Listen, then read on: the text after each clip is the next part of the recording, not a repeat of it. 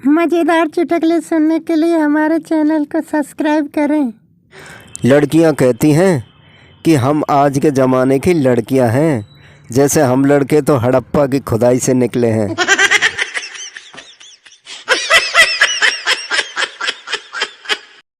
अगर आप दीवार से टकराए और आपका नाक सुरक्षित है तो समझ लेना आपका पेट काफ़ी बढ़ गया है।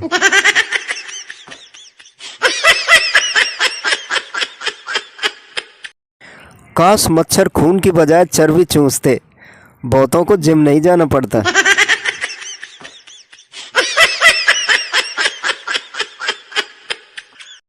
बचपन में बाल कटिंग 2 लोग मिलकर करते थे। तकनीकी सेवाएं नाई देता था और कानून व्यवस्था पिताजी संभालते थे।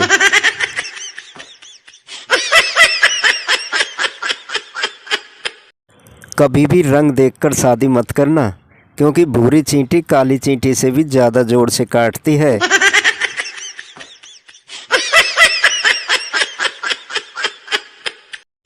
कुंडली मिलवानी है तो सास बहू की मिलाया करो, लड़का तो भगवान की मर्जी समझकर एडजस्ट कर लेते हैं।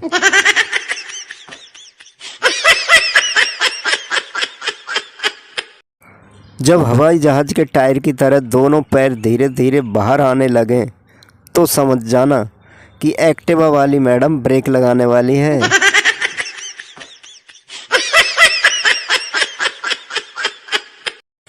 बिस्तर पर छिपकली दिखना कोई खतरे की बात नहीं है।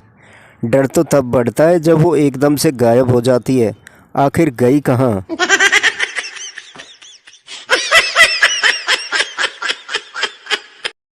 आने वाली पीढ़ी की तो ऐसी तैसी होना तय है, क्योंकि उनको मार्गदर्शन देने वाले अनुभवी बुजुर्ग हम लोग ही होंगे।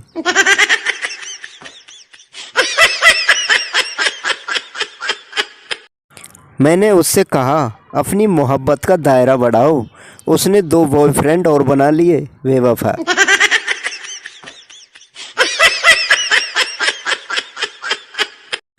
जिंदगी की शुरुआत ऐसे होती है, ऐसे सूरज, सुबह शाम समय, उसके बाद ऐसे शादी सगाई, फिर सास ससुर साला साली और फिर सत्यानाश।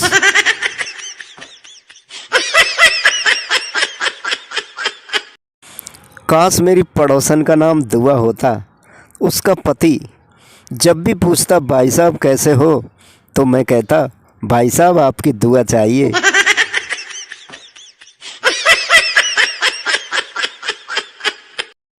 बीवी के चंगुल के अलावा आप दुनिया में कहीं भी फंसे हों, भारत सरकार आपको वापस ला सकती है।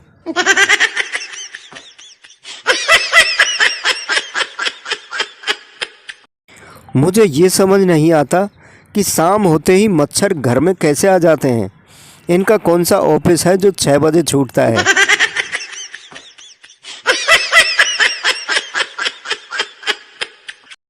अगर औरत सचमुच मर्दों की बराबरी करना चाहती है तो एक एक सूट को 10-10 शादियों में पहनकर दिखाएं।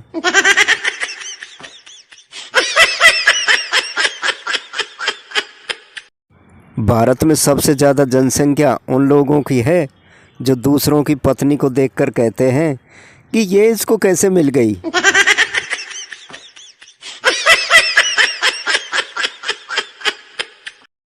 वो बोली मुझे रात में नींद नहीं आती, क्या करूं? अब उसे कैसे बताऊं, यहाँ खुद पौआ पीकर सोता हूं।